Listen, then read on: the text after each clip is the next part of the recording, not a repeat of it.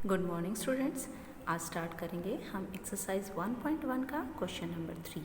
Question number 3 की statement है verify that minus X is equal to X 4। दो statements हमें गिवन है और उनके लिए हमें वेरीफाई करना है कि minus X is equal to X. देखते हैं हम क्वेश्चंस को। First part x is equal to 11/15 ये स्टेटमेंट हमें गिवन है और यहाँ पर हमें x की वैल्यू को लेफ्ट हैंड साइड में पुट करना है और उसे राइट हैंड साइड के इक्वल लाना है। पुट करते हैं हम। हमारे पास है माइनस एक्स और x की वैल्यू है 11/15, तो x की जगह हम 11/15 लिख देते हैं। माइनस का sign, bracket start, again minus का sign and then 11/15 bracket close. अब हमारी कैलकुलेशन स्टार्ट होती है। दो बार माइनस का साइन हो तो दोनों माइनस के साइन मिलकर क्या बन जाते हैं, प्लस का साइन बन जाते हैं और प्लस के साइन को लगाने की ज़रूरत नहीं होती, क्योंकि किसी भी डिजिट के आगे अगर कोई साइन नहीं लगा तो इट मीन्स वो प्लस के डिजिट है। तो माइनस और माइनस मल्टीप्लाई होकर क्या बन गया, प्लस बन गया, जिसे हमें लगाने की ज़रूरत नहीं है, ये ऑटोमेटिकली अंडरस्टूड है। तो ये किसके इक्वल आ गया, 11/15 के, विच इज़ x, क्योंकि हमें गिवन है कि x इज इक्वल टू 11/15 है। तो it means minus X is equal to x। ये था फर्स्ट पार्ट। सेकेंड पार्ट देखते हैं अब। सेकेंड पार्ट की स्टेटमेंट है x इज इक्वल टू -13/17। अब फिर से हम वही करेंगे जो हमारी लेफ्ट हैंड साइड है, यहाँ हम वैल्यू पुट करेंगे और इसे राइट हैंड साइड के इक्वल लाने की कोशिश करेंगे। Minus x. अब देखिए यहाँ माइनस लगाना है हमें और फिर ये दूसरा वाला माइनस लगाना है, लेकिन यहाँ पर x की वैल्यू के साथ भी माइनस लगा हुआ है तो हम वो माइनस भी लगाएंगे, उसे छोड़ेंगे नहीं। अगर हम किसी भी साइन को छोड़ देंगे तो हमारी मिस्टेक हो जाएगी, क्वेश्चन हमारा रॉन्ग हो जाएगा। तो ये वाला माइनस यहाँ पर आ गया, ये वाला माइनस सेकेंड वाला यहाँ आ गया और x के साथ फिर माइनस का साइन था तो इसलिए हमने एक ब्रैकेट और लगा ली और माइनस का 13/17 हो गया। अब देखते हैं हम आगे। अब देखिए हमने पढ़ा था कि दो बार माइनस का साइन हो तो वो मिलकर प्लस का साइन बन जाता है, तो यहाँ बन गया ये, इन दोनों माइनस की वजह से प्लस का साइन बन गया, 13/17 आ गया। अब बाहर माइनस का साइन है, अंदर प्लस का साइन है, माइनस और प्लस मल्टीप्लाई होकर के आ जाते हैं, माइनस बन जाते हैं, तो ये बन गया हमारा -13/17, यानी कि किसके इक्वल आ गया, ये इस x के इक्वल आ गया। तो इट मीन्स जो हमें प्रूव करना था वो हमारा आ गया है।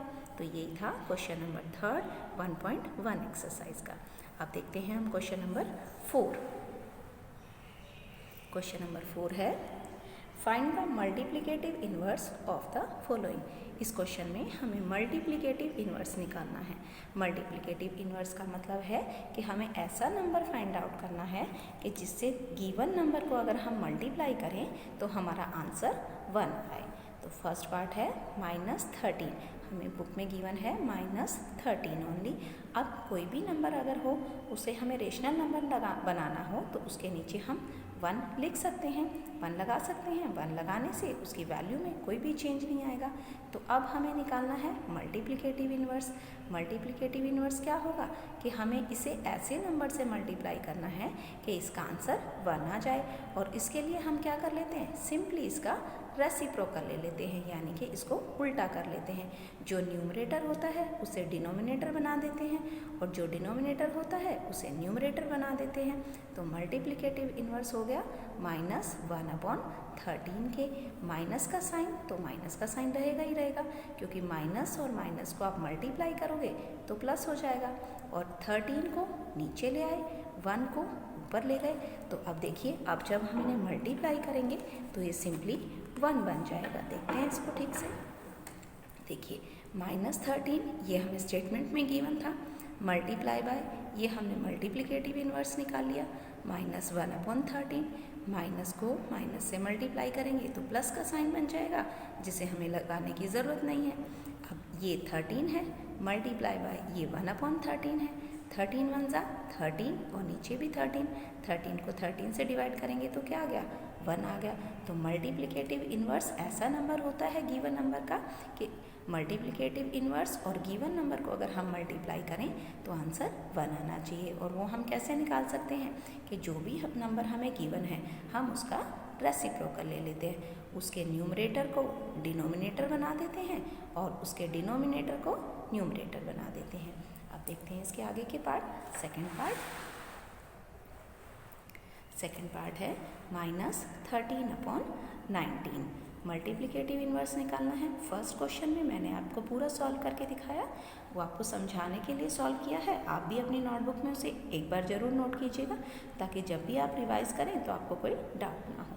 तो अब हम नेक्स्ट क्वेश्चंस में, आगे के क्वेश्चन में डायरेक्ट निकालेंगे मल्टीप्लिकेटिव इन्वर्स।